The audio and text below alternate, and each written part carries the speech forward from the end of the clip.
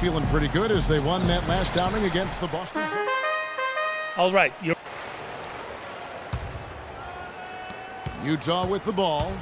It's a three-point game. They come into this one following the loss to the Grizzlies. And one of the factors in that game was they just couldn't get to the foul line and get enough points from the free throw line to make a difference. And it gave those opposing fans a boost every time another foul shot clanked off the rim. They were letting them hear about that. All right, let's set the floor. Courtesy of Gatorade. All fueled up and ready to go. And so in the game for the Jazz, Hayward 3 and favors the 4. In at the 5, roaming the paint. Bossie's checked in for Exum. Let's go quickly over to Doris Burke for an update. Guys, I was able to listen in on what Quinn Snyder was going over with his team. He made no mistake that their plan was to run their offense through Boss. Coach putting the pressure squarely on his shoulders by asking him to be the key man in the offense. It's not something they ask of him every game, but when they do, he can usually handle it. He mentioned one more thing, which was that he'd like them to get out and run whenever they get their hands on the ball. Let's play this game at top speed. Those were his exact words. Kevin, we'll see how that strategy pans out as this game develops. Always great to hear from you, Doris. And reporters said they saw a bit of a confrontation involving him after last game, not between him and the other team, but actually between him and the teammate. Well, the talk was about how the ball was moving, or rather how it wasn't moving. Whenever teammates start disagreeing and bickering with each other over touches, you know something is awry. And it's wide right. It's off the rim. He's one guy the defense is not afraid to leave open from that range, and for obvious reasons. Well, Jared Sullinger grew up with the game. His father was a demanding high school coach, and the word is that Jared was actually doing footwork drills at the age of 2. Shooting regulation free throws by 3. You see how strong he is, and he's got a great IQ and skill for the game. For Utah, they've gone 1 of 3 from the field to start this one so far. What a smooth finish. Well, he's certainly the one they want on the end of those breaks. He always finishes strong. The Celtics have gone 2 for 4 from the field so far today. And Thornton kicks to Sullinger. Lets it go from 11, and the basket good. Sullinger's got 5 points so far. If you're just tuning in, we've played about 2.5 minutes here in the first.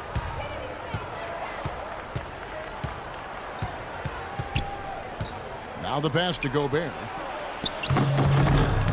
The shot is off. Good work defensively by Turner. Celtics leading by 3. And Thornton kicks to Turner. And that one's good. Guys, that time he went for the fancy finish for us there, man. That was sweet. First quarter of play. We're about 3 minutes in. Boss. The rebound by the Celtics. Zeller's got 3 rebounds so far in the game. And it's Turner off the drive, and he gets it to go.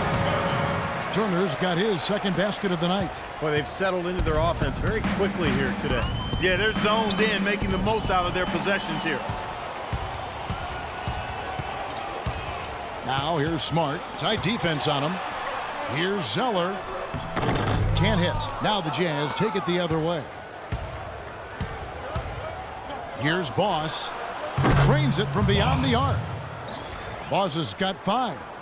First quarter of play and just over 3.5 minutes in. You know, Boston has shown they're a team that's not afraid to make a deal with one of their stars if they think it's going to benefit the team. And quite often, those deals have worked out for them. As you said with Boston, it's an attitude that most teams would like to have, but many just can't really stomach the idea of parting with an all-star. The Celtics have shown they can do that. Here's what Boston's going with right now. Brandon Bass is checked in for Jared Sullinger. Prince comes in for Turner.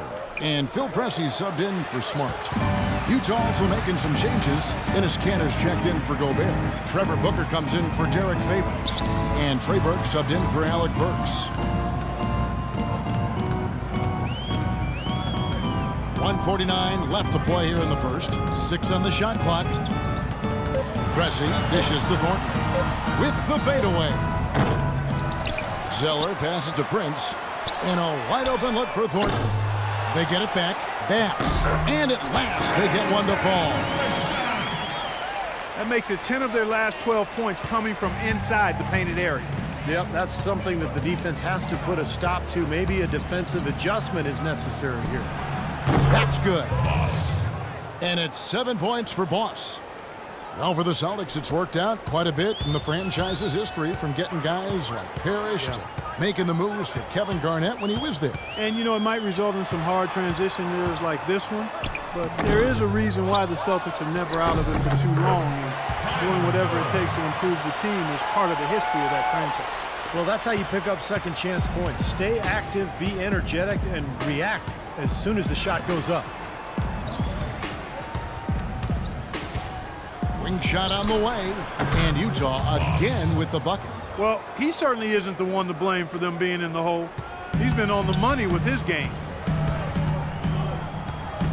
They set the pick to the wing right side. And Bass kicks to Pressey. Nice ball movement by Boston. Bass with a screen for Thornton. Terrific design on the pick play, and he lays it in. Boy, that was a rugged screen set there, fellas, and the defense didn't even try to go through that one. Shot and game clock separated by 5. The offensive rebound. Cantor dishes to Burke. Here's Boss. No good with the triple. Here's Preston. He's been patient so far. Nothing yet on the scoreboard. The lead pushes double digits. Boy, what a fantastic opening quarter for them. Yeah, it sure has been. Look at the lead they've jumped out to already. Impressive.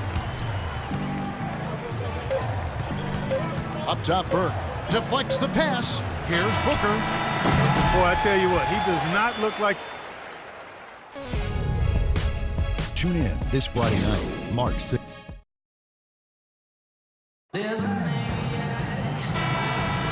Welcome back. Brandon Bass is checked in for Jared Sullinger. Turner comes in for Smart. And it's Thornton in for Phil Preston. Then for the Jazz, Trevor Booker, he's checked in now for Favors. Hayward comes in for Enes Kanter. And it's Boss in for Burks. Thornton out there with Evan Turner. Then it's Jay Crowder. Then it's Brandon Bass. And it's Olynyk in at the 5 spot. That's the Boston 5. Here's Thornton. And it's good with time running down on the shot clock. Thornton's got the lead up to 10 now for the Celtics.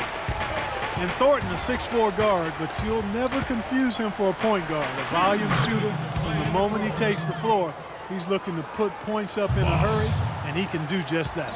Boston's gone 3 of 7 tonight from three-point territory. Olynyk sets a screen for Turner to the left wing. The feed to Crowder. There's the 3. And Turner with the basket on the assist from Crowder. And that's now 7 points for Evan Turner. Now let's send it to Doris from the sideline. Well, thank you, Kevin. There are a lot of questions as to how Dante Exum will develop as a player. He has the skill to be a 2-guard, but grew up playing point guard. He would prefer the point, saying that's the position that has got me here. That's what I want to be going forward. We'll see if the coaches agree, Kevin. We'll see how it plays out. Thanks, Doris. He kicks it to Crowder. Back to Turner.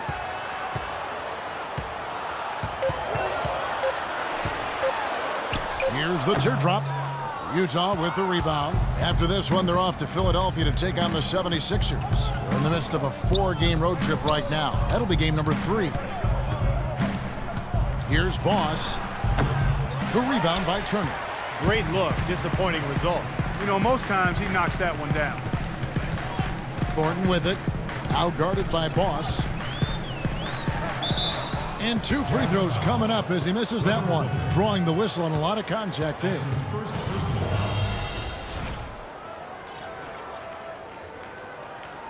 The Celtics shooting their 6th and 7th free throw attempts tonight.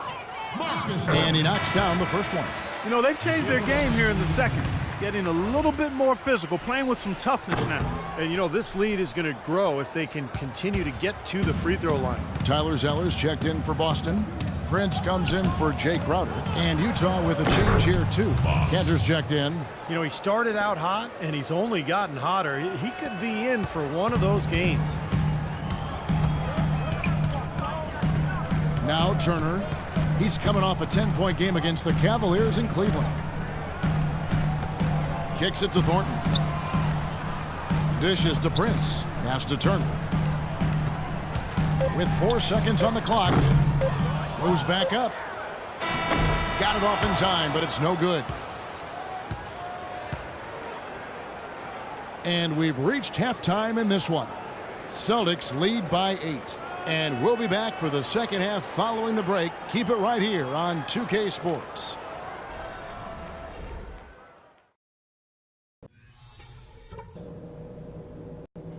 Hey guys, settle down for a second.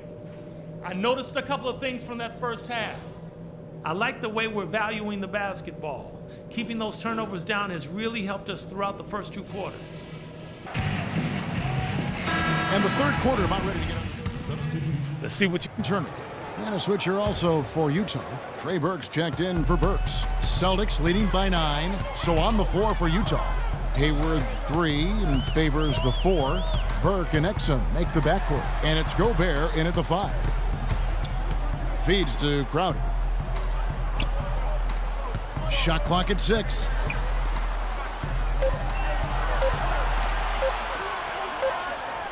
And it's going to be a 24-second shot clock violation. They turn it over. Jazz ball.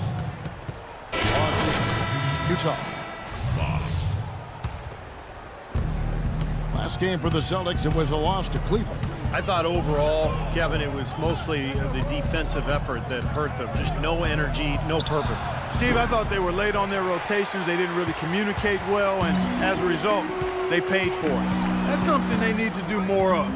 Get after it on the glass. Go get those boards. Any extra possessions that you can get, either through steals or rebounds, are so critical in this game. And now the fast break Exum with the ball. You know, even from here, you can see that one pretty clearly.